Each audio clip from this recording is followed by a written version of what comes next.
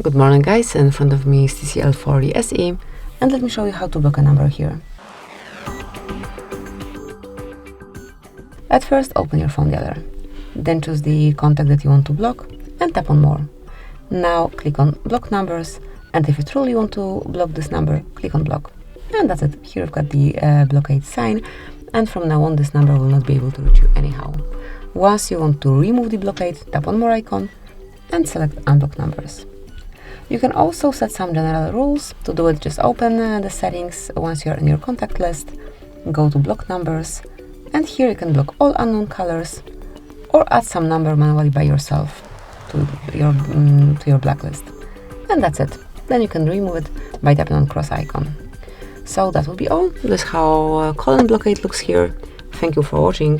Please subscribe our channel and leave the thumbs up.